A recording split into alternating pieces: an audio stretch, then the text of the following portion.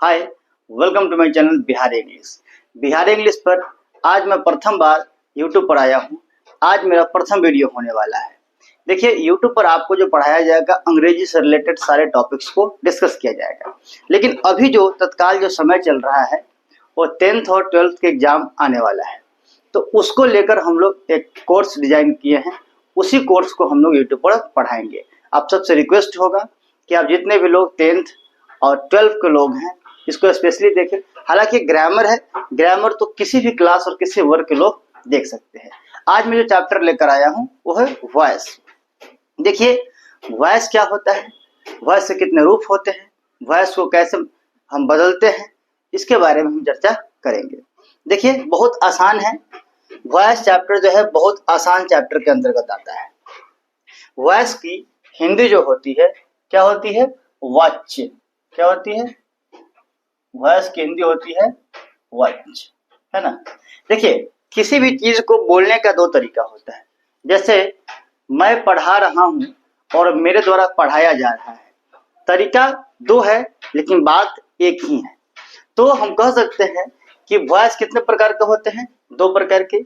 एक होता है एक्टिव वॉइस, दूसरा होता है पैसिव वॉइस। देखिए, हम डिटेल में नहीं चलेंगे लेकिन उतना जरूर बताएंगे ताकि आपको क्लियरली वॉइस समझ में आ जाए। एक्टिव वॉइस की हिंदी होती है कर्तरीवाच्य। कर्तरीवाच्य का मतलब होता है जिसमें कर्ता यानी सब्जेक्ट प्रधान हो, यानी सब्जेक्ट मुख्य रूप से आए। पैसिव वॉइस उसे कहते हैं जिसको हम कर्मवाच्य कहते हैं, जिसमें कर्म का मतलब होता है ऑब्जेक्ट, ऑब्जेक्ट प्रधान होता हो। इस वाक्य से समझिए, इसमें कह रहा है आई ईट फूड। इसका मतलब है कि मैं खाना खाता हूँ। खाना कौन खाता है? मैं खाता हूँ। तो जाहिर सी बात है, खाना मैं खाता हूँ तो खाने वाला कौन है? मैं। और मैं का इस्तेमाल कहाँ किया गया है? आई का इस्तेमाल यानी सब्जेक्ट के रूप में किया गया है। अगर सब्जेक्ट के रूप में है जिसका जो वर्ब जो होगा वो एक्टिव वॉइस में होगा। देखिए, वॉइस में जब भी चेंज होता है तो वर्ब ही चेंज होता है। बात समझ आएगी नहीं? और टेंस में जब भी चेंज होता है क्या होता है? वर्ब ही चेंज होता है। यानी वॉइस और टेंस जो है दोनों एक ही प्रकार के चीज है। अब यहाँ पे कह रहा है कि फूड इज ईटन बाई मी। मेरे द्वारा खाना खाया जाता है। यहाँ भी खाना मैं ही खाता हूं लेकिन यहाँ पे कहाँ है? ऑब्जेक्ट में है। यानी यहाँ काम करने वाला सब्जेक्ट में है, यहाँ काम करने वाला ऑब्जेक्ट में है। अगर काम करने वाला सब्जेक्ट में आ जाए तो उसकी जो क्रिया होगी एक्टिव वॉइस में होगी। अगर काम करने वाला ऑब्जेक्ट में चला है तो उसकी जो क्रिया होगी किस में होगी? पैसिव वॉइस में होगी। नीचे में देखिए, यू स्पीक इंग्लिश। तुम अंग्रेजी बोलते हो। यानी अंग्रेजी कौन बोलता है? तुम। यानी बोलने वाला सब्जेक्ट में है। English is spoken by you. English किसके द्वारा बोली जाती है? तुम्हारे द्वारा। यानी बोलने वाला कहाँ है? ऑब्जेक्ट में है। तो जब काम करने वाला सब्जेक्ट में हो तो उसे हम क्या कह सकते हैं? Active voice. अगर काम करने वाला ऑब्जेक्ट में हो तो उसे हम पैसिव वॉइस। ठीक है, आगे देखिए। आगे है सेम सेंटेंस है, कह रहा है कि ही इज हेल्पिंग मी। वह मेरी मदद कर रहा है। तो वह मेरी मदद कर रहा है, मदद करने वाला कौन है? वह है जो कि सब्जेक्ट में है। और I am being helped by him. मेरी मदद उसके द्वारा की जा रही है। इसका मतलब है कि मदद करने वाला यहाँ पे ऑब्जेक्ट में है। तो देखिए, जब काम करने वाला सब्जेक्ट में हो जाए तो उसको हम एक्टिव वॉइस, काम करने वाला ऑब्जेक्ट में हो जाए तो पैसिव वॉइस। ज्यादा इस पर दिमाग नहीं लगाया कि इससे आप समझ गए होंगे। ठीक है, एक इंपॉर्टेंट बात यह है कि हम वॉइस में देखते हैं कि एक्टिव वॉइस में क्रिया किसी भी रूप में हो, वो V1 में हो, V2 में हो, V3 में हो, V4 में हो, V5 में हो, उसका कोई फर्क नहीं पड़ता है। उसको हम पैसिव वॉइस में जब भी बदलेंगे तो किस में जाएगा? V3 में जाएगा ही। यानी पैसिव वॉइस में जो भी क्रिया जाएंगी वो क्या होंगी? V3 में निश्चित रूप से होंगी। ठीक है, अब हम एक बात बताएंगे आप लोगों को कि जैसे 12 टेंसेज होते हैं, 12 टेंसेज होते हैं। तो 12 टेंस में हम बना तो सभी का वॉइस सकते हैं, है ना। हम चाहें तो एक्टिव पैसिव, एक्टिव से पैसिव सारे टेंस से कर सकते हैं, लेकिन मुख्यतः 8 टेंस का ही किया जाता है जो मान्य है। ठीक है, अब हम सिंपल प्रेजेंट के बारे में पढ़ लेते हैं। प्रथम वॉइस मेरा होगा जनरल रूल में सिंपल प्रेजेंट टेंस का वॉइस होगा। हम जानते हैं कि सिंपल प्रेजेंट टेंस का एक्टिव फॉर्म में जो स्ट्रक्चर होता है सब्जेक्ट प्लस V1 या V5 प्लस ऑब्जेक्ट होता है। ठीक है, जब इसको पैसिव फॉर्म में लाएंगे तो ये जो ऑब्जेक्ट होता है पैसिव का सब्जेक्ट बन जाएगा और ये जो सब्जेक्ट होता है पैसिव का ऑब्जेक्ट बन जाएगा।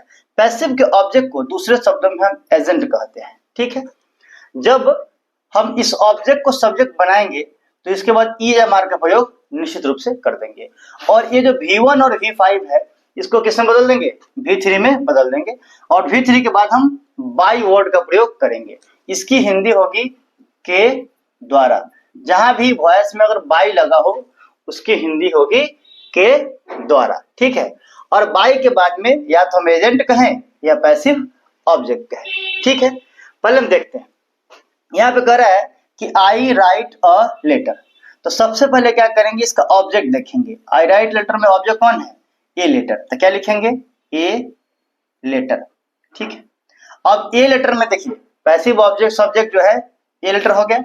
इसके बाद में कह रहा है कि इज MR में से कोई लगाना है। तो ए लेटर के साथ तो एम तो आएगा नहीं, आर तो आएगा नहीं, क्योंकि लेटर सिंगुलर है, इसलिए क्या कर देंगे, इज कर देंगे। A letter is. और राइट V1 है, लेकिन जैसे यहां लाएंगे V3 बदल देंगे। क्या होगा, a letter is written by, और आई का क्या हो जाएगा, मी। अब बात यह है कि यहाँ पे जो आई है सब्जेक्ट है, जब ऑब्जेक्ट के रूप में जाएगा, पैसिव ऑब्जेक्ट के रूप में जाएगा, यानी एजेंट के रूप में जाएगा, तो ऑब्जेक्टिव केस में हो जाएगा। तो कुछ ऐसे वर्ड्स हैं जिनका नॉमिनेटिव केस से ऑब्जेक्टिव केस, यानी सब्जेक्ट से ऑब्जेक्ट में कैसे बदलते हैं। अगर मान लिया जाए कि यहाँ पे क्या हो, आई हो, तो आई को जब हम उधर ले जाएंगे तो क्या हो जाएगा, मी हो जाएगा। यानी ऑब्जेक्ट में लाएंगे तो क्या होगा, मी होगा। अगर पहले से ऑब्जेक्ट में हो तो इधर लाएंगे तो क्या होगा, मी। अगर हो तो आई हो जाएगा। यहाँ पे अगर वी हो तो क्या हो जाएगा, अस हो जाएगा। यू दोनों तरफ क्या होता है, यू रहता है।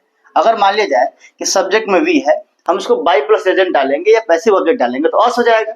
या पहले से ही अस में है तो इधर आएगा तो क्या होगा, वी हो जाएगा। यू दोनों तरफ बराबर है। ही का क्या हो जाएगा, हिम हो जाएगा। सी का क्या हो जाएगा, सी का हर हो जाएगा। दे का क्या होगा, दे का देम हो जाएगा। ईट का क्या हो जाएगा, ईट का ईट ही रहेगा। और कोई भी नेम होगा, नेम का भी क्या रहेगा, नेम का नेम ही रह जाएगा। ठीक है, अब ये समझ गए होंगे कि कैसे कैसे इसको बदलेंगे। चलिए ठीक है, इसको आप वीडियो पॉज करके आप इसको लिख भी सकते हैं या एक बार देख लीजिए। अब आगे देखिए, आगे कह रहा है कि I send 2 letters. I send 2 letters. अब आई सब्जेक्ट है और 2 लेटर्स क्या है, ऑब्जेक्ट है। तो पहले लिखेंगे 2 लेटर्स। अब 2 लेटर्स चूंकि क्या है, प्लूरल है, तो क्या कर देंगे, यहाँ पे आर लगा देंगे, आर।